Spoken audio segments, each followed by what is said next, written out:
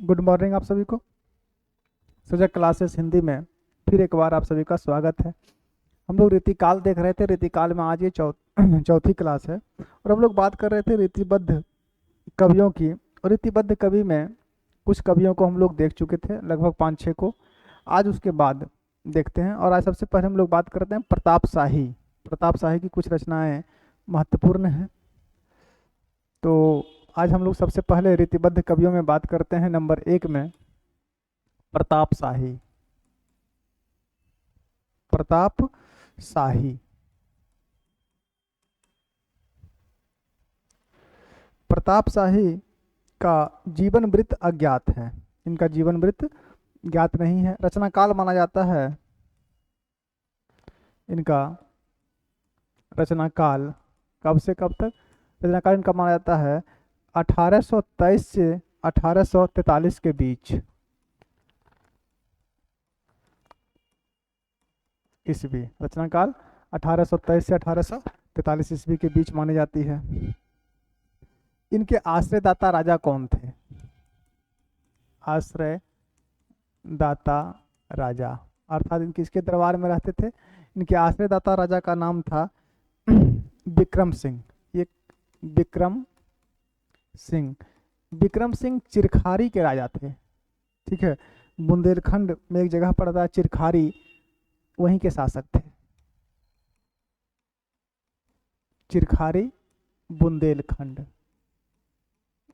चिरखारी बुंदेलखंड के ये शासक थे विक्रम सिंह। ठीक है।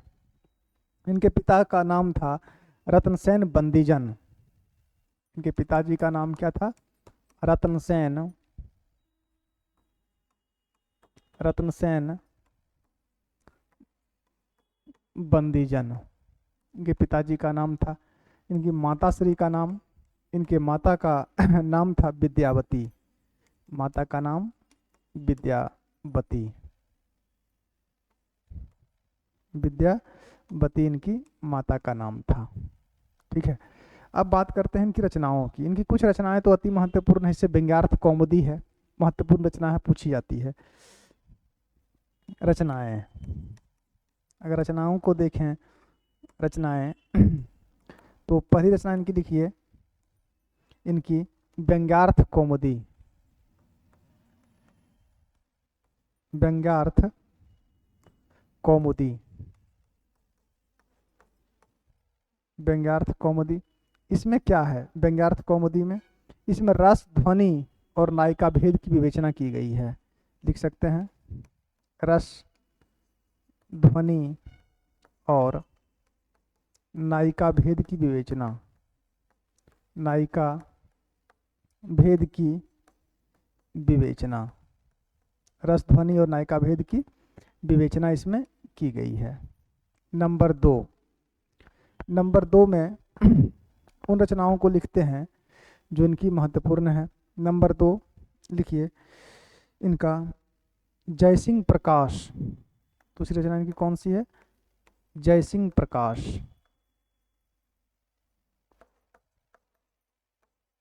जयसिंह प्रकाश। जयसिंह प्रकाश में क्या है? जय सिंह के जीवन वृत्त और रसों की विवेचना है। जय सिंह का चित्रण व रसों की विवेचना, व रसों की विवेचना की गई है। जय सिंह का चित्रण है और रसों की विवेचना है। तीसरी इनकी महत्वपूर्ण रचना है काव्य प्रकाश, सॉरी काव्य विलास। काव्य प्रकाश में तीसरी रचना इनकी कौन सी है? काव्य विलास। तीसरी महत्वपूर्ण रचना है काव्य विलास। और काव्य विलास की बात करें, इसमें क्या है? इसमें सभी काव्यांगों की विवेचना की गई है। सभी काव्यांगों की विवेचना। ये इनकी 3 अति महत्वपूर्ण रचना थी। एक है युगल नक्शिक, नंबर 4। एक रचना इनकी कौन सी है? युगल नक्शिक। इसमें सीताराम का वर्णन है, युगल नखशिख। इसमें क्या है, इसमें सीता और राम का नखशिख वर्णन है, सीता और राम का नखशिख वर्णन है, सीता और राम का नखशिख वर्णन है इसमें। ये चार तो इनकी महत्वपूर्ण रचना हो गई, और कुछ रचनाएं इनकी देख लीजिए, सिर्फ नाम नाम लिख लीजिए। चार में देखिए रस चंद्रिका, इसमें भी रसों का ही वर्णन है, रस चंद्रिका।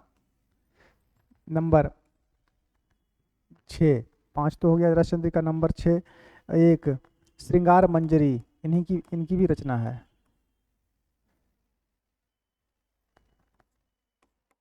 श्रृंगार मंजरी। नंबर 7 अलंकार चिंतामणि, नाम नाम याद रखिए किसकी है बस ये, अलंकार चिंतामणि। नंबर 8 में याद रखिएगा ये काव्य विनोद, काव्य विनोद। एक रचना भी बताया था ना काव्य विलास, काव्य विनोद भी है, काव्य विनोद। नंबर 9 में याद रखिए रसराज की टीका, रसराज की टीका में श्रृंगार रस का वर्णन है, रसराज की टीका। और एक रचना इनकी अंतिम याद रखिएगा श्रृंगार शिरोमणि, श्रृंगार शिरोमणि। बस ये 10 रचनाएं इनकी याद रखें, और प्रताप शाही के बारे में पर्याप्त हो गई। प्रताप शाही के बाद अगले महत्वपूर्ण कवि आज देखेंगे हम पद्माकर को। प्रताप शाही के बाद अगले महत्वपूर्ण कवि पद्माकर। पहले कवि हुआ है, और ये रीतिकाल की कौन सी क्लास है, चौथी क्लास है। और हम लोग रीतिबद्ध कवियों को देख रहे हैं, एक प्रताप शाही को देख चुके हैं, और इनके बाद अब बात करते हैं पद्माकर की। आज के दूसरे कवि हैं पद्माकर। पद्माकर, इनका जन्म कब हुआ था, 1753 ईस्वी में हुआ। जन्म कब हुआ, जन्म हुआ था 1753 ईस्वी में इनका जन्म हुआ। और निधन कब हुआ, निधन हुआ था इनका 1833 ईस्वी में, निधन 1833 ईस्वी में इनका निधन। इनके आश्रय दाता राजा बहुत ज़्यादा थे, लिख लीजिए आश्रय दाता राजा।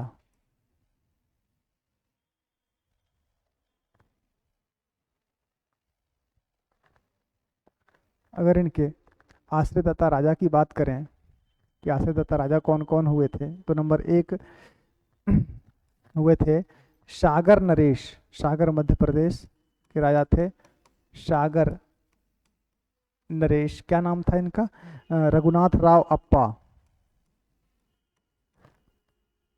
रघुनाथ राव अप्पा, रघुनाथ राव अप्पा। नंबर 2 दतिया नरेश राजा परीक्षित, दतिया नरेश, नरेश मतलब राजा, दतिया नरेश परीक्षित, दतिया नरेश परीक्षित। नंबर 3 जयपुर नरेश जगत सिंह, जयपुर के राजा थे ये, जयपुर नरेश जगत सिंह। इस अधिक समय इन्हीं के दरबार में बिताए थे, जयपुर नरेश के ही दरबार में। नंबर 4 उदयपुर नरेश, उदयपुर के राजा उदयपुर नरेश, क्या नाम था इनका, उदयपुर नरेश भीम सिंह, उदयपुर नरेश भीम सिंह के दरबार में रहे थे। और एक राजा का नाम और लिख लीजिए, ग्वालियर नरेश दौलतराव सिंधिया, इनके दरबार में भी ये रहे थे। ग्वालियर नरेश दौलतराव सिंधिया, दौलत राव सिंधिया, दौलतराव सिंधिया, इसके दरबार में भी ये रहते थे। तो इनके आश्रयदाता राजा कितना हो गए, 5। अब इनकी रचनाओं को हम लोग देखते हैं। अब बात करते हैं इनकी रचनाओं की। रचनाएं नंबर 1 लिख लीजिए इनकी हिम्मत बहादुर बिरुदावली। हिम्मत बहादुर बिरुदावली। हिम्मत बहादुर बिरुदावली। हिम्मत बहादुर बिरुदावली की बात करें तो इसमें क्या है, हिम्मत बहादुर बिरुदावली का, तो इसमें कुल छंद 211 ही हैं। अगर इसकी बात करें इस रचना में क्या है, तो कुल छंद कितना है इसमें, 211 छंद है इसमें। ठीक है। और इसमें अनूप गिरी व हिम्मत बहादुर की प्रशंसा है।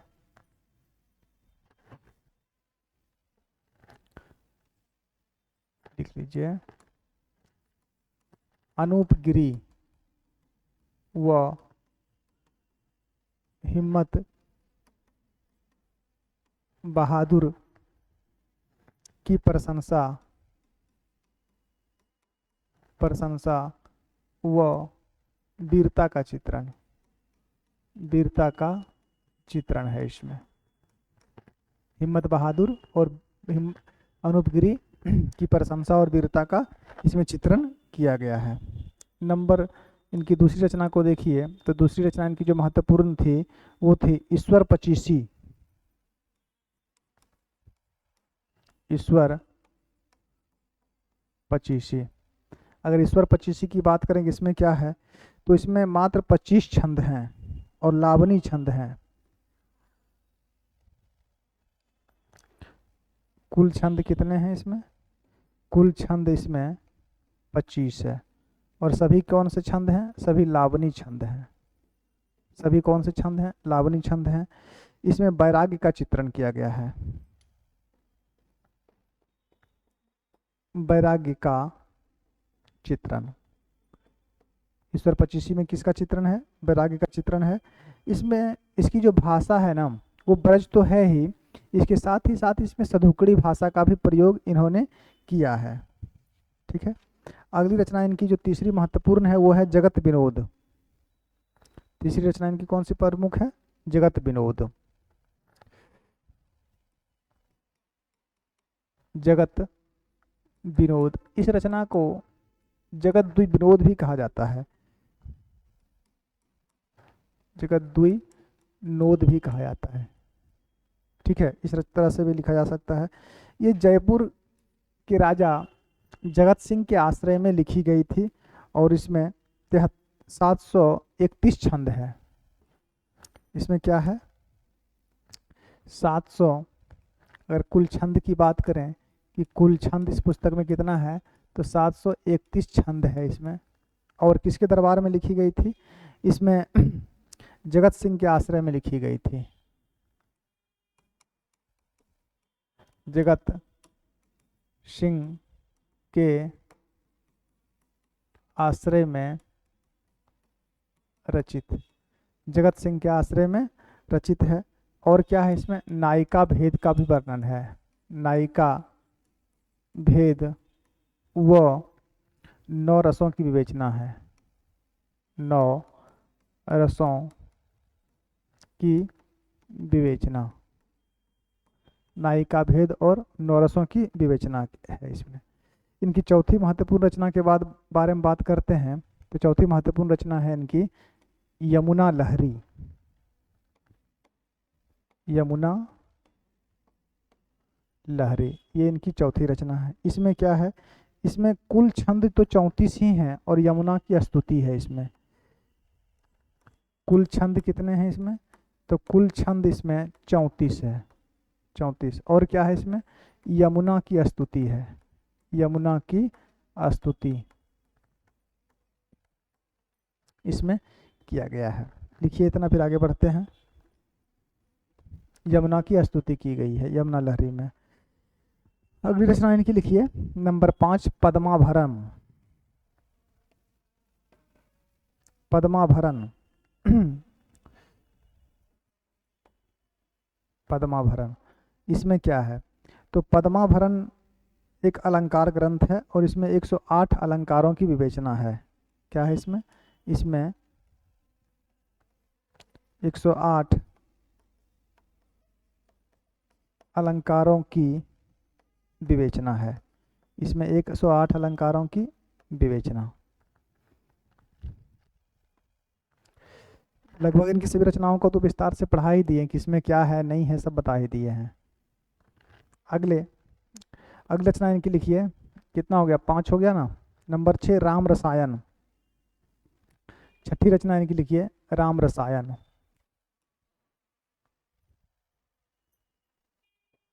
नंबर 6 राम रसायन। इसमें क्या है? राम रसायन में वाल्मीकि रामायण के आधार पर राम का चित्रण इसमें किया गया है। वाल्मीकि रामायण के आधार पर राम कथा का चित्रण है इसमें। वाल्मीकि रामायण के आधार पर राम कथा का चित्रण इसमें किया गया है। कितनी रचना हो गई? 6। नंबर 7 में लिखिए प्रताप सिंह बिरुदावली।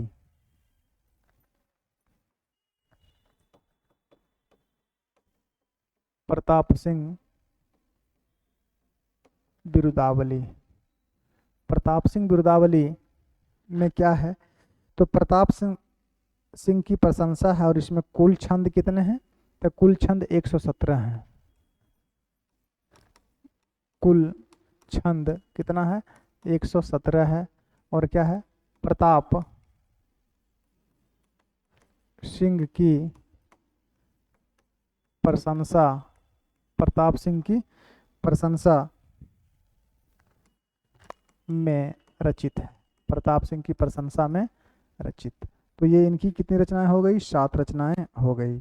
इनकी कुछ रचनाएं और भी है, सिर्फ नाम नाम लिख लीजिए।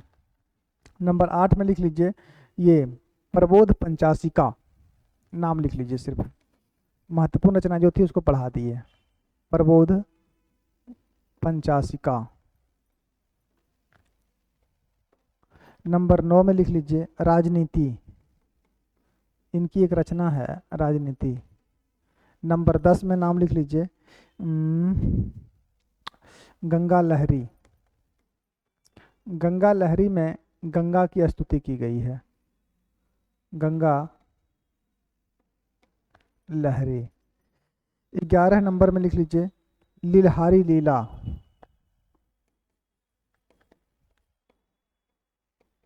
लीलहारी लीला।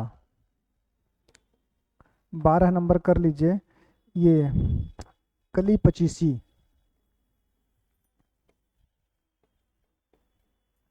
और अंतिम रचना एक और लिख लीजिए ये अश्वमेघ भाषा। अश्वमेघ भाषा। तो ये बातें किसके बारे में हो गई? ये बातें हो गई पद्माकर के बारे में। ठीक है, पद्माकर को भी हम लोग देख चुके हैं। पद्माकर के बाद अगले इस कालखंड के जो कवि हैं रीतिबद्ध के,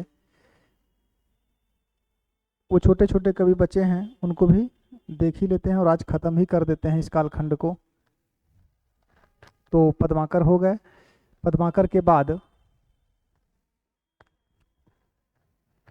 अगले कवि लिखिए रसलीन। पद्माकर कितने नंबर पर थे? दूसरे। तीसरे कवि को लिखिए रसलीन।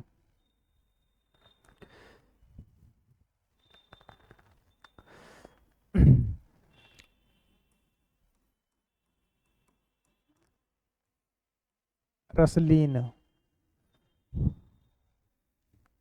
रसलीन का समय क्या था? 1699 से 1750।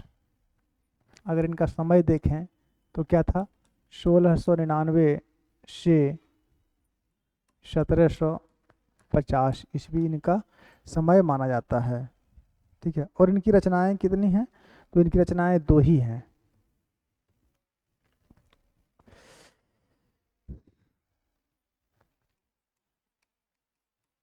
रचनाएं। पहली रचना इनकी कौन सी है? अंग दर्पण है। अंग दर्पण। अंग दर्पण कब की है? तो अंग दर्पण थी 1737 ईस्वी की। कब की है? 1737 ईस्वी की ये रचना है अंग दर्पण। इसमें क्या है? और इनकी दूसरी रचना कौन सी थी? दोनों का नाम लिख लीजिए, फिर इसको देखते हैं।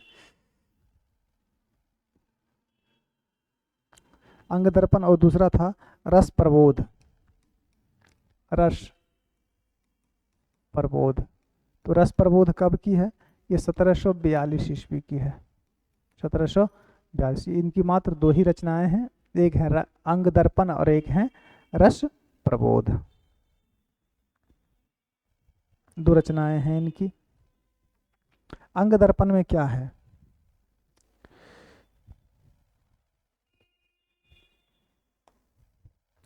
अगर इस रचना की बात करें, अंग दर्पण की, अंग दर्पण कब की है? 1737 ईस्वी की है। इसमें क्या है तो इसके बारे में थोड़ा सा याद रखें कि इसमें कुल छंद 180 हैं। कुल छंद कितना है? 180 छंद हैं। 180। और सभी कौन सा छंद है? सभी दोहा छंद है। 180 छंद हैं इसमें और सभी दोहा छंद हैं इसमें। इसमें नक्सिक वर्णन तो किया ही गया है, नक्सिक परंपरा का ग्रंथ है, लेकिन इसमें उपमा और उत्प्रेक्षा अलंकार का वर्णन है। लिख सकते हैं नक्सिक वर्णन, उपमा और उत्प्रेक्षा। उपमा और उत्प्रेक्षा अलंकारों का वर्णन इसमें किया गया है। ठीक है। और दूसरी रचना इनकी कौन सी थी? रस प्रबोध। दूसरी रचना पर आ जाइए और लिखिए रस प्रबोध। इसमें क्या है? रस प्रबोध कब की है? 1742 की है। 1742 ईस्वी की रचना है। इसमें क्या है रस प्रबोध में? तो इसमें 9 रसों की विवेचना है। कुल छंद इसमें जो है वो 1155 यानी 1155 छंद हैं और 9 रसों की विवेचना है। बस इतनी जानकारी पर्याप्त है। कुल छंद 1155। और क्या है इसमें? और लिख सकते हैं 9 रसों की, 9 रसों की विवेचना। यानी ये कि ये किससे संबंधित पुस्तक है? ये रस से संबंधित पुस्तक है। तो ये इनके बारे में भी पर्याप्त हो गई। देखिए रसलीन एक अच्छे सैनिक थे।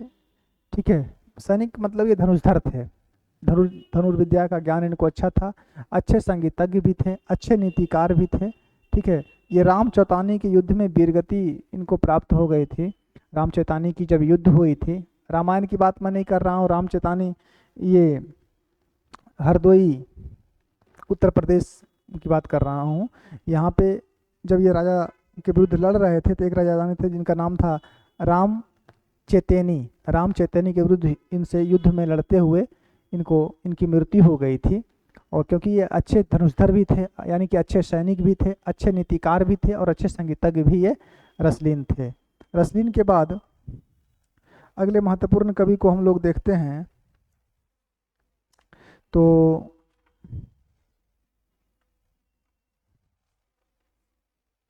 एक कवि को देखिए इस कालखंड में, सुखदेव मिश्र को।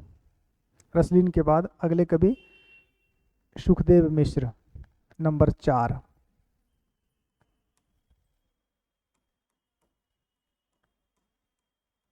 सुखदेव मिश्र। अगर सुखदेव मिश्र की बात करें तो जन्म कब हुआ था? 1633 ईस्वी में। जन्म 1633 ईस्वी में। और निधन कब हुआ था? 1703 ईस्वी में। निधन इनका 1703 ईस्वी में इनका निधन हो गया। रचनाएं देखिए, ज़्यादा रचनाएं भी नहीं हैं, रचनाएं भी दो चार ठो ही हैं। रचनाएं लिखिए। नंबर 1 में लिख लीजिए वृत्त विचार, वृत्त विचार। नंबर 2 अध्यात्म प्रकाश, आध्यात्म प्रकाश। नंबर 3 छंद विचार, छंद विचार। नंबर 4 रसार्णव। नंबर 5 रस रत्नाकर। नंबर 6 ये फाजिल अली प्रकाश, इनकी एक रचना थे, फाजिल अली प्रकाश, फाजिल अली प्रकाश। कितना हो गया? 6। नंबर 7 में लिख लीजिए इनका श्रृंगार लता, अंतिम रचना थे श्रृंगार लता। सुखदेव मिश्र के बारे में इतनी जानकारी पर्याप्त है। सुखदेव मिश्र के बाद अगले कवि लिखिए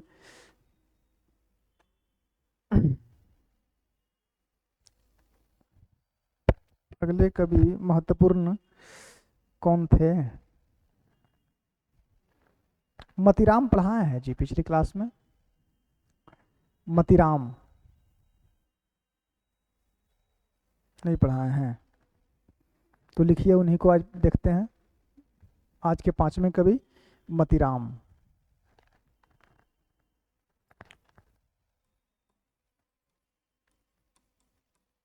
महत्वपूर्ण कवि हैं ये भी, यहाँ से भी प्रश्न बनता है।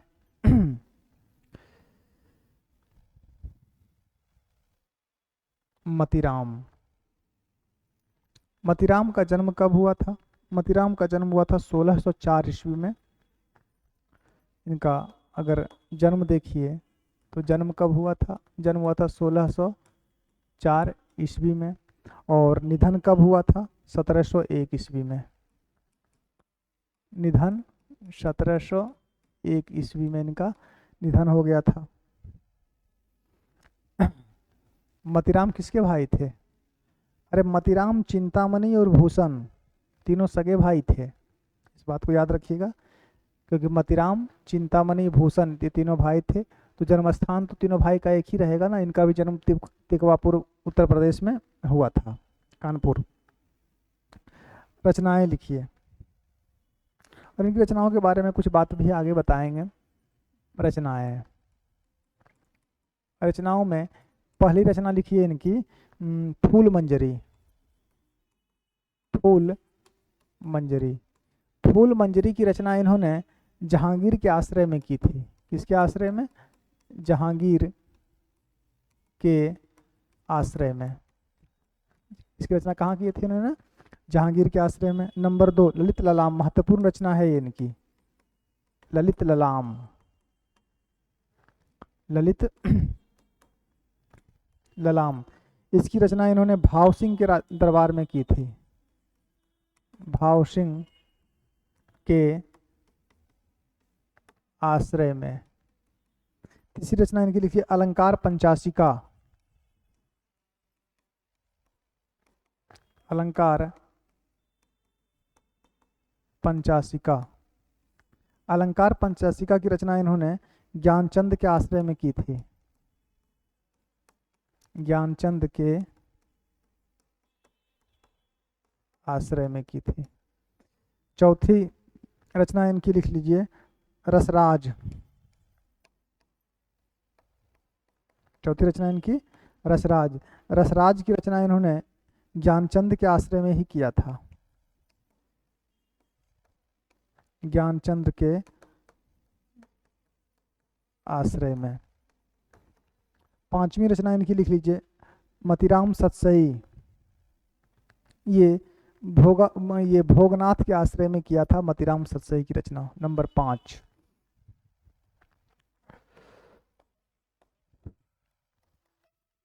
मतीराम सतसई। सतसई का मतलब क्या हुआ? 700। भोगनाथ के आश्रय में। कितनी रचना हो गई? 5। ये 5 है, 5।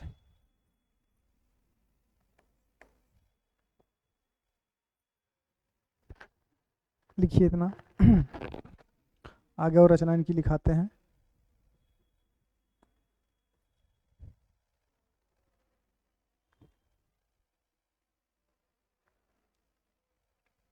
हो गया। मतीराम के बाद, मतीराम सतसई 5 हो गया। नंबर 6 वृत्त कौमुदी, ये रूप सुंग के दरबार में की, आश्रय में की थी। वृत्त कौमुदी ये रूप सिंह के आश्रय में की थी, रूप सिंह के आश्रय में। और नंबर 7, नंबर 7 लिख लीजिए, श्रृंगार सार, ये स्वतंत्र रूप से किया था। ये साहित्य सार था ना, श्रृंगार सार बोल रहे हैं, साहित्य सार, साहित्य सार, ये स्वतंत्र रूप से किया। एक रचना और लिखिए इनकी 8वीं, ये छंदसार संग्रह, छंदसार संग्रह, ये भी रचना इन्होंने किसी के आश्रय में नहीं लिखी थी। और एक लिखी थी लक्षण श्रृंगार, ये 9 रचनाएं इनकी है। लक्षण श्रृंगार, ये 9 रचनाएं इन्होंने की, लेकिन ये 3 रचनाएं जो थी वो किसी के आश्रय में नहीं की, किसी के भी आश्रय में नहीं रहकर लिखा, अर्थात किसी के आश्रय में ये नहीं रहकर लिखे। ठीक है। अब इनकी जो महत्वपूर्ण रचनाएं हैं उनको हम लोग देखते हैं। जैसे इनकी फूल मंजरी महत्वपूर्ण रचना है, ललित ललाम महत्वपूर्ण रचना है, इनके बारे में बात करते हैं। पहली रचना इनकी कौन सी थी? फूल मंजरी। तो देखिए फूल मंजरी के बारे में थोड़ा सा देख लीजिए। फूल मंजरी, फूल मंजरी की रचना इन्होंने कब की थी? इन्होंने रचना की थी इसकी 1619 ईस्वी में। कब लिखी? 1619 ईस्वी में। और क्या है इसमें? फूल मंजरी में प्रत्येक दोहे में एक फूल का नाम है। ठीक है, प्रत्येक दोहे में एक फूल का नाम है। इसमें जितने भी दोहे हैं उस प्रत्येक दोहे में, पतली सी पुस्तक है, उस प्रत्येक दोहे में एक फूल का नाम है। और इसमें किस अलंकार की प्रधानता है? इसमें श्लेष अलंकार की प्रधानता है। श्लेष अलंकार की प्रधानता है इस रचना में। किसकी प्रधानता है? तो श्लेष अलंकार की प्रधानता है। एक रचना तो ये हो गई। दूसरी रचना इनकी थी रसराज। देखिए दूसरी रचना कौन सी है? ललित ललाम है, तो ललित ललाम को ही देखिए, फिर रसराज को देखेंगे।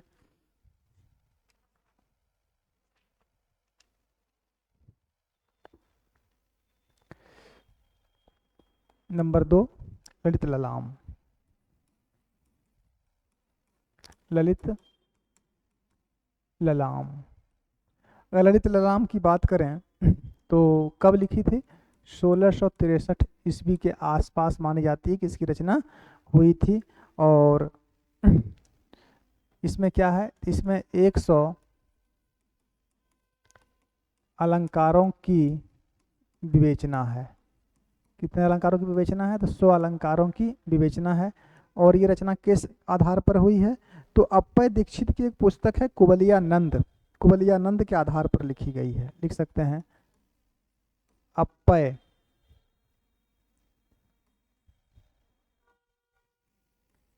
दीक्षित की रचना कुवलयानंद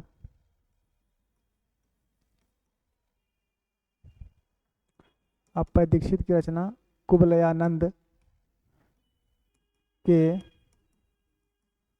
आधार पर इसकी रचना इन्होंने की है। दो महत्वपूर्ण रचना हो गई। एक इनकी महत्वपूर्ण रचना और है रसराज। सभी रचनाओं के बारे में जानना संभव नहीं है।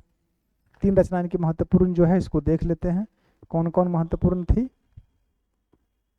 तो एक ललित ललाम हो गई, एक फूल मंजरी हो गई और एक रसराज हो गई। ये तीन अति महत्वपूर्ण रचना है इनकी, इसलिए इन तीनों को थोड़ा सा देख लीजिए। तो अगली रचना लिखिए रसराज। रसराज इसमें क्या है और इसकी रचना कब हुई थी? माना जाता है कि यह रचना 1633 से 1643 ईस्वी के मध्य लिखी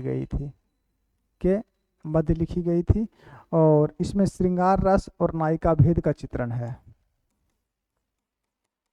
श्रृंगार रस व नायिका भेद का चित्रण इसमें किया गया है, और इसी के साथ मतिराम भी हो गए समाप्त। मतिराम के बाद हम लोग आगे देखते हैं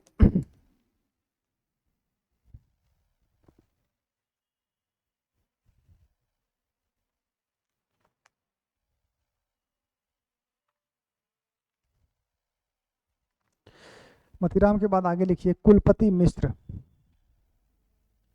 कुलपति मिश्र को देख लीजिए कितने नंबर पर थे ये मतिराम जी?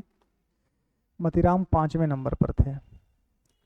पिछले क्लास में 5-6 कवि को देखे थे ना, आज भी 5-6 कवि को देखेंगे। इसका मतलब ये हुआ कि आए रीतिबद्ध कवि समाप्त हो जाएंगे, तो अगले क्लास में हम रीति सिद्ध को देखेंगे, और रीति सिद्ध सबसे अधिक कवि तो इसी में हैं।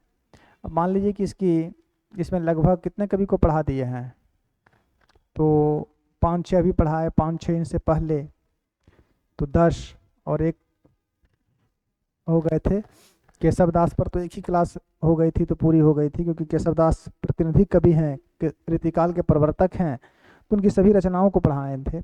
और उतना विस्तार से अगर सभी को पढ़ाने लगे और सभी को आप लोग याद करने लगिए तो रीतिकाल को पढ़ने में कम से कम 4 महीना लगेगा, तब तो हो गया परीक्षा।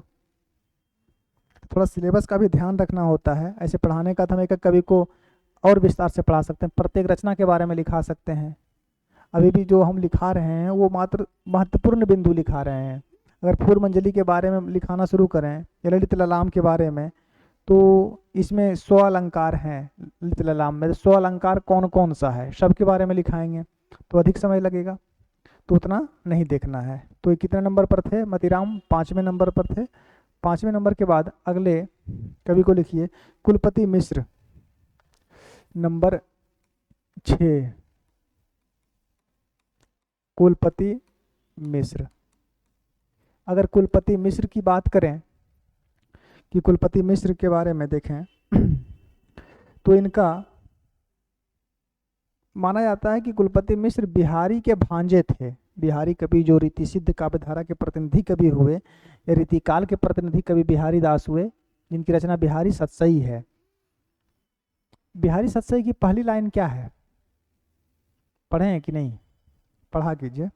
तो बिहारी सतसई की पहली पंक्ति थी, मेरी भवबाधा हरो राधा नागर सोई जातन की साई परे श्याम हरिद्युति होई। ये पहली पंक्ति थी। बिहारी सतसई के बारे में पढ़ाएंगे, अच्छे से पढ़ाएंगे। प्रतिनिधि कवि हैं तो उनको उनके ऊपर एक क्लास लगेगी। कुलपति मिश्र, इनके बारे में थोड़ा सा जान लीजिए। ये बिहारी के भांजे थे। भांजे मतलब भगीना जिसको बोलते हैं, भांजे थे। एक बात तो ये हो गई। रचना काल इनका क्या है? जन्म जीवन वृत्त ज्ञात है। रचना काल, रीतिकाल के सभी कवियों का जीवन वृत्त उपलब्ध नहीं है, मुश्किल से कुछ महत्वपूर्ण कवियों का उपलब्ध है, तो सबका रचना काल में मिलता है। वो भी एक अनुमान लगाया गया है क्योंकि उतनी साक्ष्य है ही नहीं। अब संस्कृत के कवियों को खोजिएगा कि इनका रचना काल क्या है, तो ये सब नहीं मिलेंगे ना।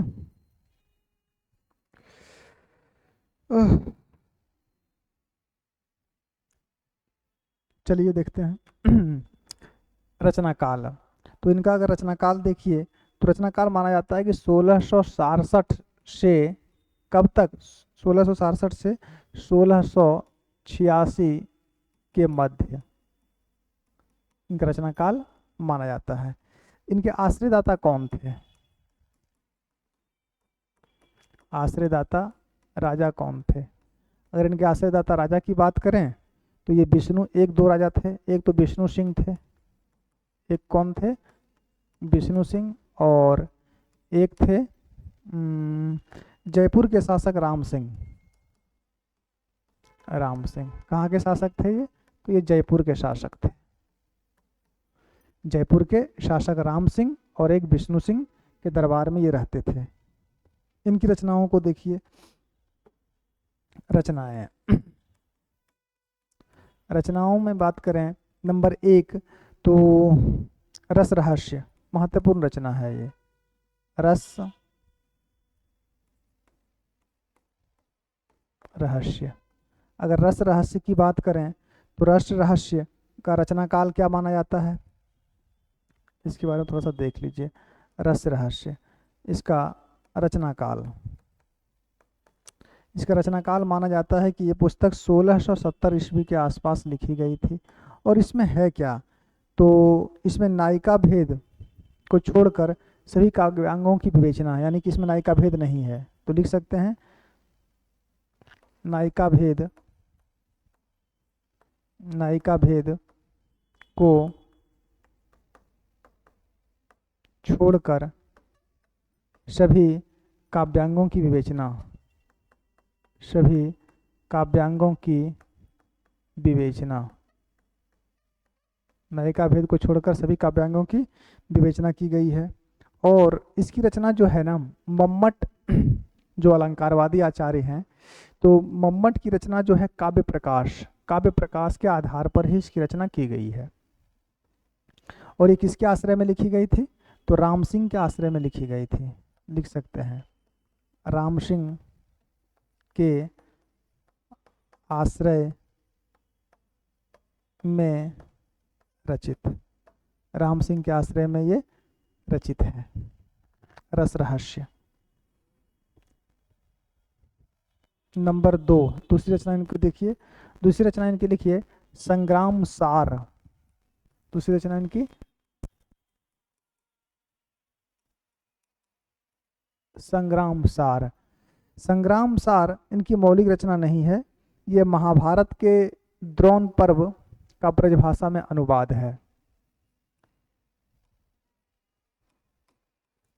महाभारत के द्रोण पर्व, महाभारत में 18 पर्व है ना, तो उसमें एक द्रोण पर्व भी है। तो महाभारत के द्रोण पर्व का ब्रजभाषा में अनुवाद। इनकी तीसरी रचना की बात करें, इनकी तीसरी रचना कौन सी है? तो इनकी तीसरी रचना लिखिए दुर्गा भक्ति चंद्रिका। दुर्गा भक्ति चंद्रिका, ये क्या है? इसमें दुर्गा सप्तशती का ब्रजभाषा में अनुवाद है। दुर्गा सप्तशती का ब्रजभाषा में अनुवाद। ठीक है, तो ये इनकी 3 रचनाएं अति महत्वपूर्ण थी। और अन्य रचना इनकी और लिख लीजिए, नाम नाम सिर्फ जो महत्वपूर्ण थी उनके बारे में बता दिए। अब जो अन्य रचनाएं महत्वपूर्ण नहीं हैं उनके बारे में देखिए। तो और लिखिए ये मुक्ति तरंगिनी, मुक्ति तरंगिनी, मुक्ति तरंगिनी। नंबर 5 युक्ति तरंगिनी, युक्ति तरंगिनी 5 हो गया। और एक रचना इनकी और लिख लीजिए नक्शिक। नक्शिक, ये इनकी रचनाओं के बारे में पर्याप्त जानकारी हो गई है। तो कितने नंबर पर थे ये? 6। चलिए कुछ कवि इनके कालखंड में और बचे हैं जैसे एक ग्वाल कवि थे, एक जसवंत सिंह थे, इनको भी देख ही लेते हैं, तो ये रीतिबद्ध आज समाप्त ही हो जाएगा। तो ये थे 6 नंबर पर। नंबर 7 पर लिखिए जसवंत सिंह। जसवंत सिंह जो राजा थे ना, इनसे औरंगजेब बहुत डरता था। जसवंत सिंह जो थे ये मारवाड़ के राजा थे और इनसे औरंगजेब भय खाता था। औरंगजेब हमेशा इनसे और शिवाजी से उसकी हालत खराब रहती थी। तो नंबर 7 में जसवंत सिंह, जसवंत सिंह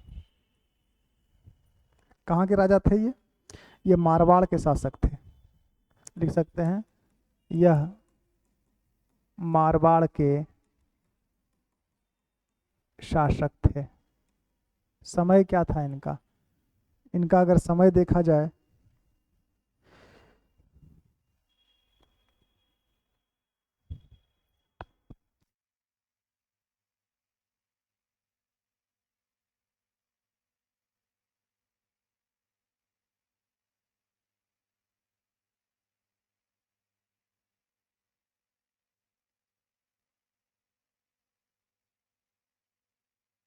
जसवंत सिंह, तो ये मारवाड़ के शासक थे और इनसे औरंगजेब क्या होता था, हमेशा डरा हुआ रहता था। औरंगजेब इनसे भयभीत रहा करता था। तो समय इनका क्या था, अगर इनके समय देखें तो इनका समय जो था वो 1627 से 1627 से 1729 इनका समय माना जाता था। अब इनकी रचनाओं का नाम लिख लीजिए। रचनाएं, अगर रचनाओं की बात करें तो नंबर 1 में लिखिए भाषा भूषण। भाषा भूषण, भाषा भूषण को देखें तो ये कैसी रचना है, अलंकार संबंधी ग्रंथ है। अलंकार ग्रंथ है ये, कैसी रचना है, तो अलंकार संबंधी या अलंकार ग्रंथ है। इसमें और कुछ है, देख लीजिए। इसमें इसमें 212 दोहे हैं, 212 दोहे, 212 दोहे तथा 5 अध्याय है। अध्याय कितने हैं, तथा 5 अध्याय है। पर्याप्त जानकारी हो गई भाषा भूषण के बारे में।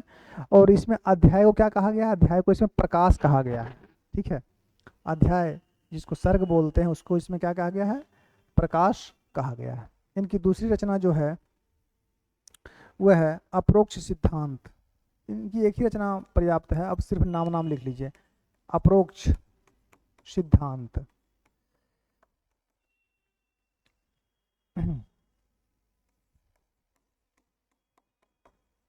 अप्रोक्ष सिद्धांत। तीसरी रचना इनका लिख लीजिए अनुभव प्रकाश। अनुभव प्रकाश। चौथी रचना लिख लीजिए आनंद विलास। आनंद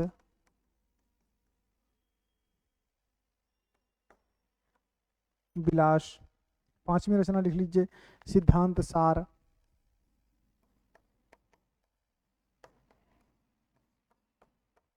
सिद्धांत सार। छठी रचना लिख लीजिए सिद्धांत बोध।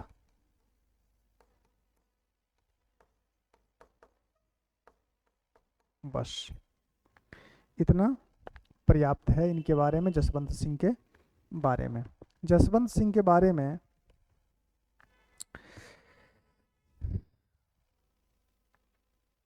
हो गया।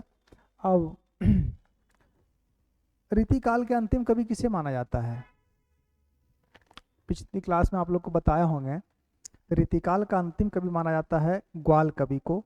तो ग्वाल कवि भी किस में आते हैं, वो भी रीतिबद्ध में आते हैं, तो उनको आज देख लीजिए।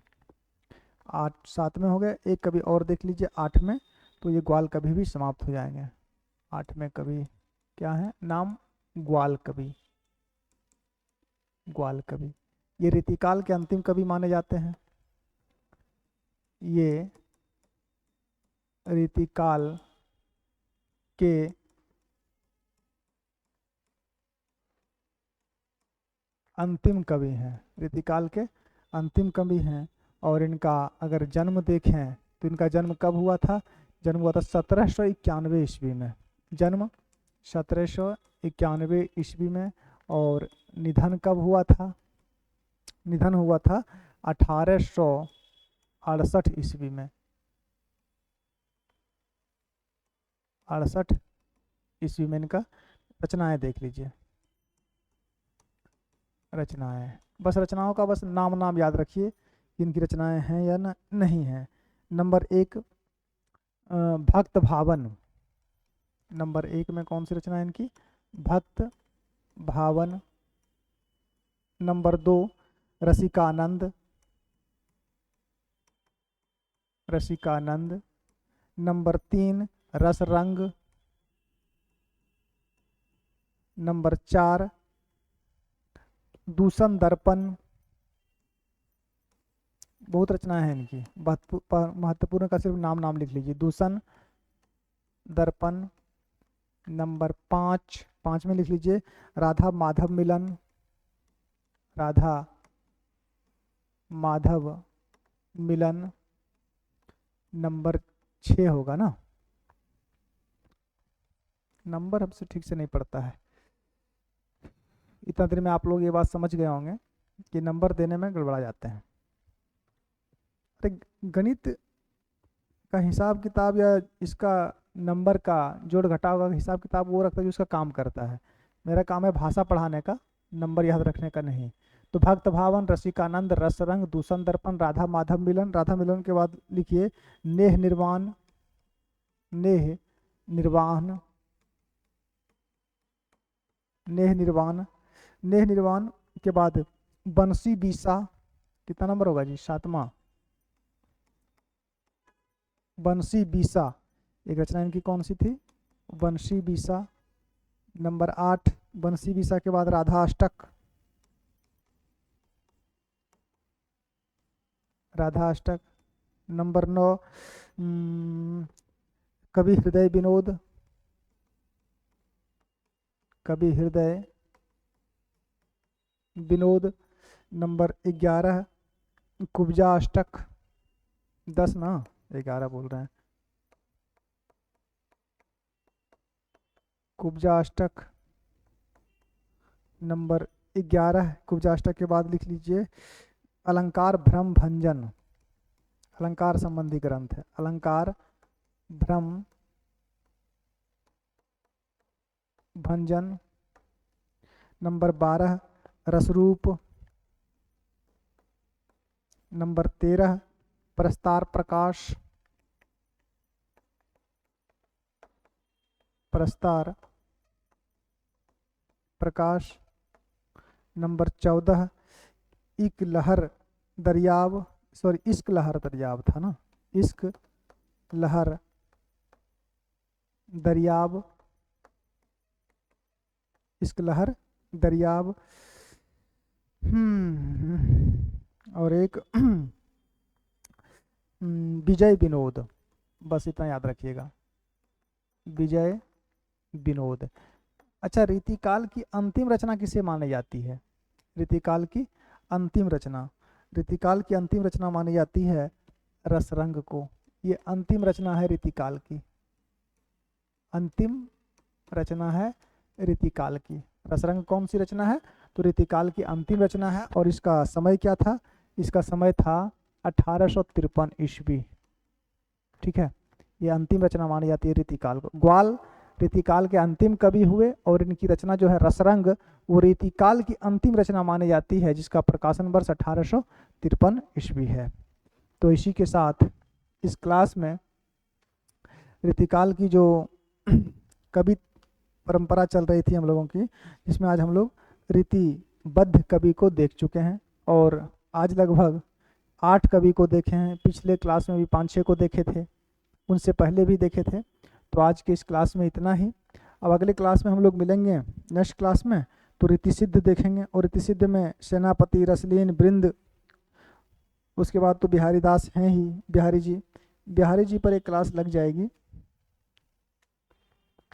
तो आज के इस क्लास में इतना ही। अगले क्लास में मिलते हैं हम लोग रीतिसिद्ध कवि से।